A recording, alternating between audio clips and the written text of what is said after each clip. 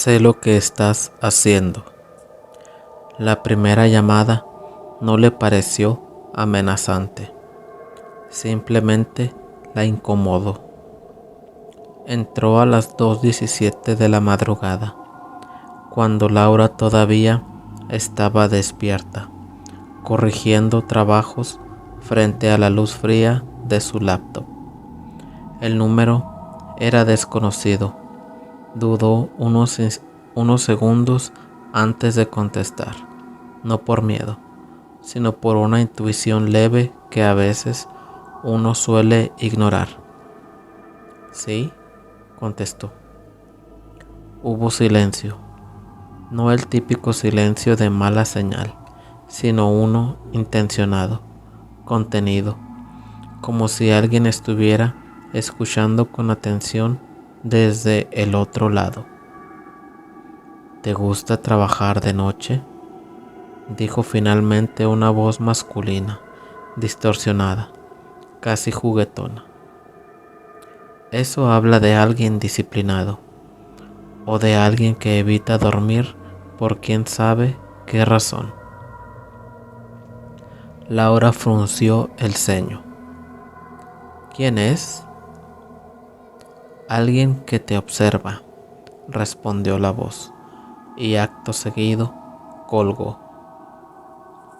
Durante unos segundos, Laura se quedó inmóvil. Luego soltó una risa breve, nerviosa, intentando rebajar lo ocurrido a una broma estúpida. Pensó en sus estudiantes, en algún número equivocado, en cualquier explicación que no implicara lo que la frase sugería. Bloqueó el número y volvió a su trabajo, pero ya no pudo concentrarse. A la mañana siguiente, lo contó como una anécdota en la sala de profesores, tomando café junto a sus colegas. Su novio Diego fue el único que no se rió. «Eso no es normal, Lau». «Fue una broma pesada», insistió ella, «nada más». «¿Te dijo algo más?». Laura dudó. Dijo que me observaba. Diego dejó la taza en la mesa con un sonido seco. «Asegura bien las puertas y ventanas de tu casa y no contestes números desconocidos». Ella asintió, aunque en el fondo le molestaba el tono serio de Diego. Le parecía exagerado. Quería que fuera exagerado. La segunda llamada llegó esa misma noche. Esta vez, Laura no dudó en contestar. Cuadraría a quien quiera que esté intentando pasarse de listo con ella. «¿Qué quieres?». «Hoy no trabajas», dijo la voz, con la misma calma. «Estás viendo una serie que trata sobre dramas de doctores en un hospital. Episodio 3. Por lo visto te gusta bastante». El estómago de Laura se tensó. Miró alrededor de su departamento. La televisión estaba encendida. Las cortinas que daban a la calle cerradas. La puerta con doble seguro. «¿Cómo sabes eso?». «Porque me gusta verte cuando crees que estás sola». Laura se levantó de golpe y recorrió el departamento, encendiendo luces, revisando el baño, la cocina, incluso el closet. No había nadie. «Esto es ilegal», dijo ella, volviéndose al teléfono, intentando sonar firme. «Voy a denunciarte por acoso». «Ya lo hiciste antes», respondió él, casi divertido. «¿Recuerdas?». Laura se quedó en silencio. «No», susurró. «Claro que no. No es como si realmente te haya importado». Esperó la voz y colgó. Esa noche Laura no durmió. No fue solo debido al miedo. Fue una sensación más profunda, más difícil de nombrar. la certeza incómoda de que algo no encajaba. La frase "ya lo hiciste antes" no tenía sentido, pero tampoco sonaba a improvisación. A la mañana siguiente, revisó su historial de llamadas, sus correos, sus redes. No había nada, todo limpio y normal. La tercera llamada llegó esa misma tarde. Laura había traído a Diego a su casa. Lo cierto es que no quería estar sola. Puso la llamada en altavoz. Diego estaba a su lado, muy atento. «Hola, Laura». «No estoy sola», dijo ella. «Lo sé, Diego, tu noviecito está contigo. Está intentando parecer tranquilo, pero no le gusta esto. Nunca le gustaron las cosas que no comprende y que no puede controlar». Diego palideció. «¿Quién eres?», exigió él. «Alguien que recuerda muy bien lo que tu noviecita olvidó». Laura sintió que el aire se volvía más pesado. «¿Qué se supone que he olvidado?».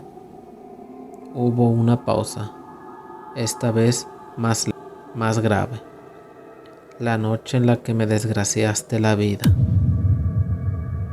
La cuarta llamada no llegó de inmediato. Esa espera fue peor. Laura empezó a notar detalles que antes le habrían pasado desapercibidos. Un auto estacionado demasiado tiempo frente al edificio. El reflejo de alguien que parecía observarla desde su detrás cuando ella miraba por la ventana.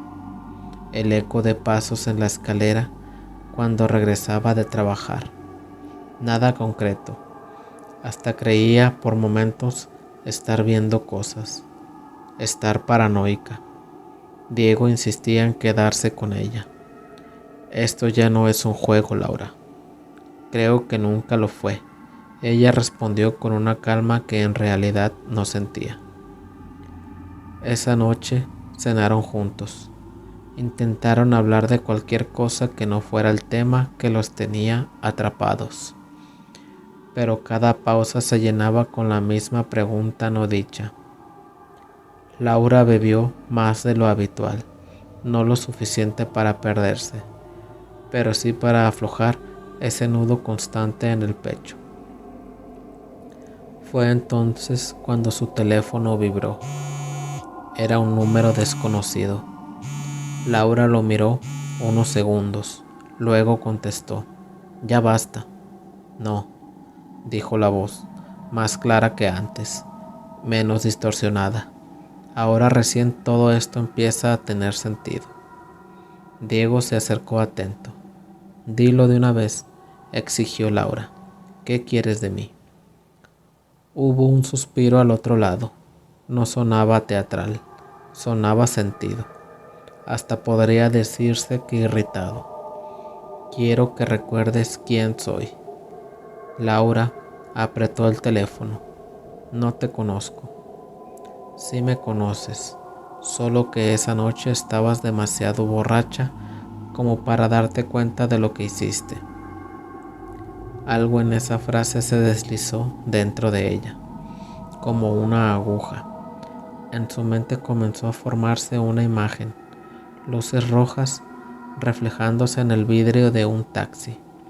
Ella se encontraba dentro del vehículo, a las afueras de una discoteca. Había estado bebiendo con unos amigos y luego la llamó una amiga para que se junten en aquella discoteca. Recordó el olor denso a alcohol que le agriaba la boca. «No», murmuró ella. «Era de noche», continuó la voz. «Subiste a mi taxi tambaleándote. Me diste la dirección y yo te llevé a tu destino. Pero al llegar no tenías dinero para pagarme. O tal vez simplemente no querías hacerlo. Yo te reclamé que me pagues por el servicio, pero entonces comenzaste a gritar. Abriste la puerta y corriste. diciendo que yo había intentado abusar de ti. No, eso es mentira, susurró ella, pero ya no con convicción. Sabes que digo la verdad. Te bajaste hecha un mar de lágrimas. Dijiste que yo había intentado tocarte. El recuerdo se completó de golpe. Laura vio la escena en toda su dimensión. Gente mirando, alguien llamando a la policía, su voz gritando, acusándolo de algo que en el fondo sabía que él jamás había hecho. Laura dejó caer el teléfono un instante, como si quemara. Diego lo recogió y se lo alcanzó. ¿Qué hiciste?, preguntó Diego. La respuesta llegó seca. No lo sé. Fue algo que pasó hace tanto. Yo en aquel entonces era tan joven, no sabía nada de la vida. Laura volvió a tomar el teléfono temblando. Yo no recuerdo haber hecho nada. Claro que no, la interrumpió la voz, porque es más fácil no hacerlo. Más fácil es hacer tu vida como si nada hubiera pasado, mientras yo tuve que sufrir las consecuencias de tus actos. Su voz ya no tenía ese tono juguetón, era áspera, contenida. Fui a la cárcel, perdí mi trabajo, mi esposa se llevó a mis hijos. ¿Sabes lo que es que te miren como a un monstruo por algo que no hiciste? Laura sintió que el suelo se volvía inestable bajo sus pies. Sí, yo me equivoqué. Empezó, pero las palabras se rompieron. Yo no sabía. No, repitió él, no sabías, y menos quisiste saber después.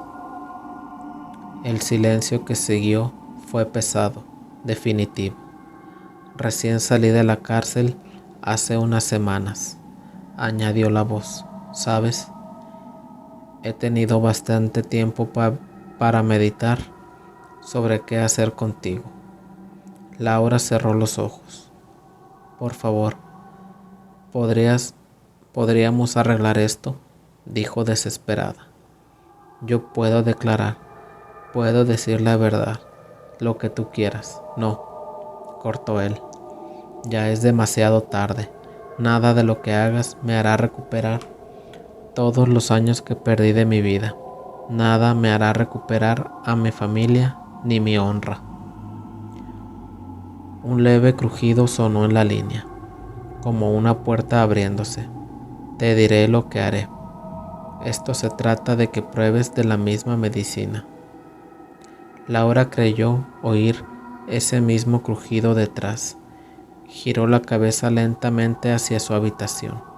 La puerta del closet estaba entreabierta. No recordaba haberla dejado así.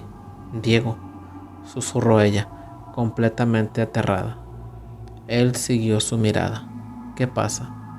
La puerta del closet se abrió de golpe, y entonces alguien salió desde adentro a toda velocidad. Vestía completamente de negro, y tenía el rostro cubierto con una máscara de lobo. La mente de Laura en ese momento se negaba a asimilar lo que estaba pasando. No fue capaz ni de gritar. Luego todo ocurrió demasiado rápido. La figura se abalanzó sobre ellos. Diego intentó reaccionar, pero recibió un pinchazo que pronto le hizo perder el conocimiento. Laura retrocedió tropezando. Sintió una mano sujetándola con fuerza. Luego un fugaz pinchazo en el cuello. Era frío, pero al mismo tiempo quemante. No, alcanzó a decir, pero su voz ya no parecía pertenecerle. Desde su costado la voz del hombre habló por última vez. Ahora vas a entender lo que se siente. La oscuridad cayó como un telón sobre Laura. Cuando horas más tarde despertó, no supo cuánto tiempo había pasado. El mundo volvió en fragmentos. El sabor metálico en la boca, el peso en las extremidades, el sonido distante de algo golpeando, se incorporó con dificultad y entonces lo vio. Diego estaba a su lado, o mejor dicho, lo que quedaba de él. Su cuerpo yacía inmóvil, atravesado con múltiples heridas de arma punzocortante.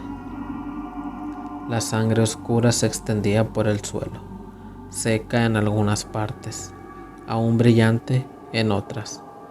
Laura dejó escapar un sonido ahogado, algo entre un sollozo y un jadeo. Intentó retroceder, pero entonces sintió algo en su mano.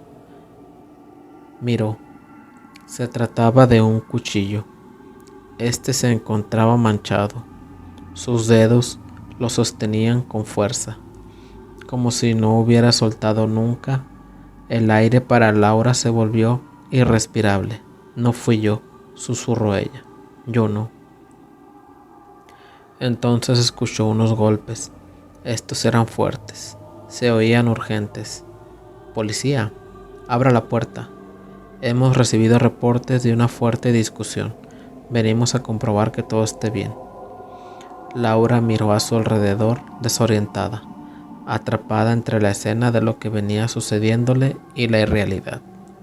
Abra ahora mismo. El cuchillo seguía en su mano, la sangre en su ropa, el cuerpo de Diego a su costado, y en algún lugar muy dentro de su cabeza, una certeza comenzó a tomar forma lenta y cruel.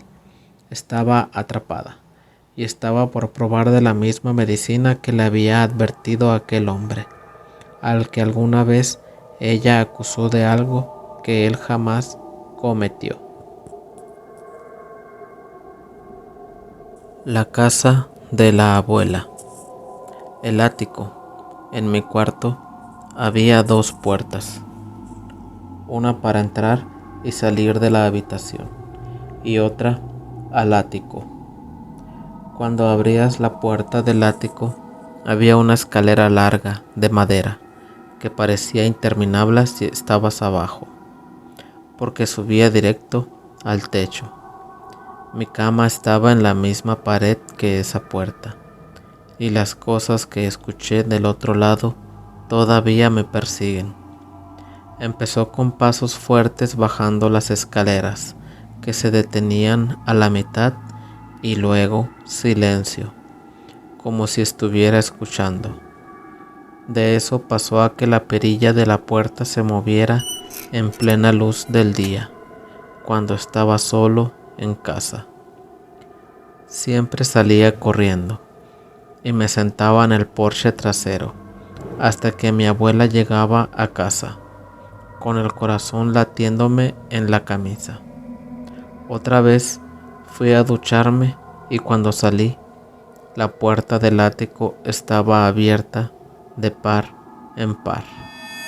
Ni siquiera me molesté en ponerme ropa. Salí corriendo, con la toalla y todo. La gota que colmó el vaso fue una mañana cuando me estaba preparando para la escuela. No estaba solo. Mi hermanito estaba ahí en mi cuarto buscando cintas para su Walkman. Cuando me desperté, salió corriendo de mi cuarto a toda velocidad y por la puerta trasera sin detenerse, sin mirar atrás, ni siquiera agarrando sus calcetines y zapatos. La mirada de miedo que tenía en la cara es algo que nunca olvidaré, ni qué decir.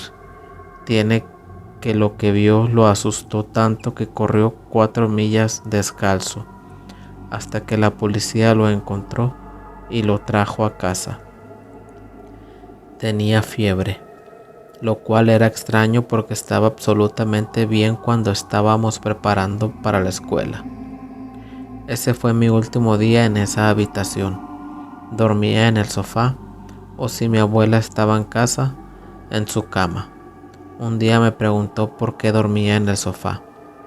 Le dije que había algo en el ático que nos molestaba cuando ella no estaba en casa.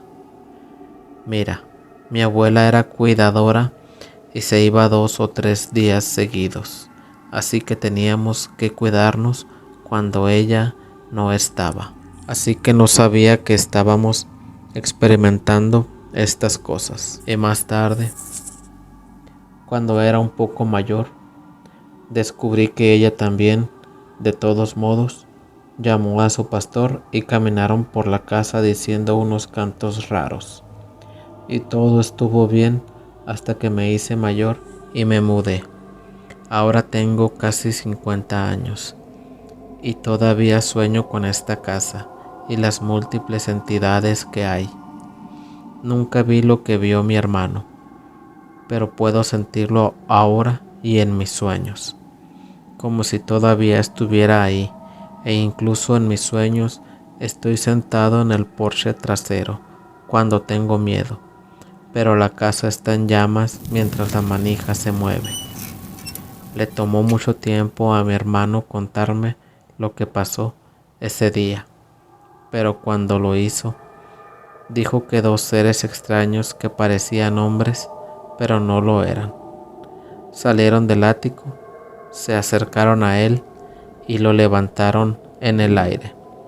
Lo colgaron como un muñeco de trapo y luego lo dejaron caer al suelo. Dijo que una vez que sus pies tocaron el suelo, corrió y nunca se detuvo. Todavía paso por esa casa de vez en cuando, e incluso al pasar, todavía puedo sentir esa presencia. La partida con el diablo. Fuimos a visitar a mi abuelo. Él siempre estaba en el cementerio, trabajando como velador, y llegaba muy noche. Mis hermanos y yo lo esperábamos con comida y preguntas. Esa vez mi hermano mayor hizo la cena y nos quedamos jugando videojuegos, porque se nos ocurrió llevar la consola. Las horas pasaron rápido entre disparos y carreras, y cuando escuchamos la puerta abrirse, ya era tarde. Mi abuelo entró y se quedó sorprendido al vernos. «Ay, muchachos», dijo pasándose la mano por la cara. «Se me olvidó que venían. Perdónenme». «No se preocupe, abuelo. ¿Le salió algún difunto hoy?». Mi abuelo nos miró. Sus ojos cansados pero brillantes tenían un destello que no le conocíamos. Bajó la voz, como si temiera que alguien más pudiera escucharlo. «No, mijo», dijo, «hoy me salió el diablo». Mi hermano y yo nos miramos. El corazón nos dio un vuelco. Dejamos los controles en el suelo y nos levantamos de un salto, persiguiendo a mi abuelo mientras él caminaba hacia la sala. «Cuente, abuelo, cuente», le dijimos. Él se sentó en el suelo, en la alfombra vieja que mi mamá le había regalado. Nosotros buscamos botanas en la cocina, papas, refrescos, galletas. Cuando volvimos, él ya estaba listo para empezar. Ese día estaba jugando dominó con un amigo, Camilo. Ustedes no lo conocen. Le decían Esqueleto porque era flaco, muy flaco. Gané todas las partidas como siempre. Él se fue enojado y yo me quedé a cerrar el cementerio. Hizo una pausa. Tomó un trago de refresco. Estaba recogiendo las fichas, guardando la mesa, cuando se me apareció un hombre. Vestía con traje, no muy fino, pero decente. Olía a flores muertas. En el cementerio eso no es normal. A veces el olor se pega en la ropa. No le di importancia. «Una partida», me dijo. Mi abuelo nos miró fijamente. Yo no sabía quién era. pero no iba a decirle que no. Soy adicto al dominó, ya saben. Saqué el 6 y empezamos. El juego fue bueno, digámoslo así, pero yo no gané ni una sola partida. Eso no me gustaba, porque yo siempre gano. Pero este sujeto era mejor.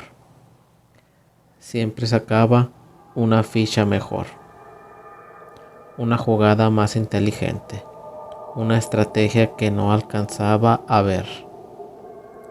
La luna subió. Creo que eran como las 3 de la mañana. Yo seguía ahí, sentado en la banca de piedra, dándole vueltas a las fichas, tratando de encontrar la manera de ganarle. Se me cayó una ficha. Me agaché a recogerla, y fue entonces cuando vi sus pies. Mi abuelo hizo una pausa. Sus manos temblaban un poco. Tenía patas de cabra, negras, peludas, con pezuñas. Las podía ver claramente, porque la luna las iluminaba. Ahí casi me da un infarto, porque se subía la cabeza, iba a ver su rostro, y no quería ver su rostro. Me quedé en el suelo sin moverme. El pecho me dolía. El corazón me latía tan fuerte que creí que me iba a estallar. La impresión era mucha, muchachos, demasiada para un viejo como yo. Entonces el sujeto habló. Excelente partida, Tomás, dijo. Su voz era grave, pero no ronca. Era una voz que parecía venir de muy lejos, como un eco. No te preocupes, hoy no vengo por ti. Cuando abrí los ojos, ya no estaba. En el lugar donde había estado sentado, había una moneda vieja de oro. La hierba alrededor estaba muerta, seca, chamuscada. Y en el suelo, marcadas como un hierro candente, había patas de cabra pintada, muchas, todas alrededor de la banca. Mi hermano y yo nos quedamos en silencio. Mi abuelo nos miró, sonrió y metió la mano en el bolsillo del pantalón. Sacó una moneda vieja de oro, que brillaba bajo la luz de la lámpara. Sentí un escalofrío que me recorrió todo el cuerpo. Mi hermano estaba pálido, con los ojos abiertos como platos. ¿Eso es cierto, abuelo?, preguntó mi hermano con la voz quebrada. Mi abuelo guardó la moneda en el bolsillo, se acomodó en la alfombra y nos miró con una seriedad que no le conocíamos. Creo que era el diablo, dijo, y creo que buscaba a Esqueleto. Dicen que él vendió su alma hace años. Yo solo me quedé en el cementerio a cubrir su turno. A lo mejor por eso no pasó nada. ¿Qué pasó con Esqueleto?, pregunté. Mi abuelo negó con la cabeza. Es mejor que no lo sepan, niños. Vamos a ver una película. No volvió a hablar del tema, ni ese día, ni nunca. Nosotros lo hemos contado varias veces, entre risas, entre bromas, entre escalofríos. Parece un cuento, parece una mentira, parece una exageración de un viejo que se quedó dormido en el cementerio. Pero mi abuelo no miente. Bueno, sí miente cuando juega dominó. Dice que tiene el doble 6 y no es verdad. Pero en esto no miente. En esto no podría mentir. Porque la moneda de oro sigue en su poder. Porque la hierba del cementerio no volvió a crecer en ese lugar. Porque mi abuelo, desde esa noche, Nunca más volvió a jugar dominó después de las 12. Y porque cuando la luna está llena y el viento sopla del lado del panteón, él se queda en su casa, con las puertas cerradas, las ventanas aseguradas y los pies bien tapados. Por si acaso, por si ese sujeto vuelve, por si esta vez no dice: Hoy no vengo por ti. mi abuelo tiene la moneda, y tiene la historia, y tiene nuestro respeto, porque hay cosas que no se inventan y partidas que no se juegan 2 veces. La cosa. Soy trabajador del tramo carretero que está pasando por La Pimienta. Ahorita ya vamos avanzando poco a poco. Y cuando me contrataron, me tocó ir a recibir un material ya de madrugada. Unos tubos conectores industriales que llegarían, según esto, a las 4 a.m. Y ahí estuve puntual esperando junto a 2 compañeros más. Pasaron los minutos y esperábamos unos trailers que no se reportaban, y debíamos estar pendientes de eso. En uno de esos tramos, la verdad, hay casas, pero todo está oscuro. La gente no prende los focos, y en otras partes hay terreno inhabilitado. Entonces, ya de ratos esperando, nos pusimos a platicar, y luego mejor nos fuimos más para la orilla a sentarnos en un montículo de tierra a ver si llegaban esos trailers. A esas horas no pasaban casi coches. De lo que me acuerdo es que pasaron solo 1, 2 o 3 y no más, hasta que vimos a lo lejos algo que nos llamó la atención. Se veía a una distancia considerable una luz blanca brillante, como si fuera un faro de carro que venía hacia nosotros, y de momento creímos que era una bicicleta, pero poco a poco, mientras se acercaba esa luz, parpadeaba hasta apagarse. Por nada del mundo creímos que fuese algo raro, pues solo era una luz y ya. Para esto, nos levantamos a ver qué había pasado con la luz, hasta que vimos, entre la oscuridad y la poca luz, que había una pequeña figura oscura. Era algo raro de momento. Esa figura se movía de un lado a otro y se desplazaba con velocidad. Ha de ser un perro, me dijo un compañero, pero los perros no son tanto de ese tamaño. Nos acercamos más a ver si era algo como ese perro, hasta que prendimos las lámparas de los teléfonos, y cuando aluzamos estaba una niña frente a nosotros. Era una niña muy morena, no parecía ser de ese lugar. La niña traía puesto un como vestido largo que le arrastraba en el suelo, y el cabello chino y largo. Estaba viendo para abajo, cubriéndose la cara con el cabello. Le hablamos y esa niña muy rápido se movió hacia nuestra derecha y rápido luego a la izquierda. De verdad que parecía hasta que parpadeaba. Nosotros nos espantamos bastante y luego mejor empezamos a correr rumbo a una casa cerca de las hamburguesas que allí venden, y esa niña venía flotando detrás de nosotros hasta que nos voló por encima y se nos puso enfrente. Pero ya no era una niña. Sí traía la misma ropa, pero esa niña ahora era una especie de animal peludo y con 2 cuernos grandes.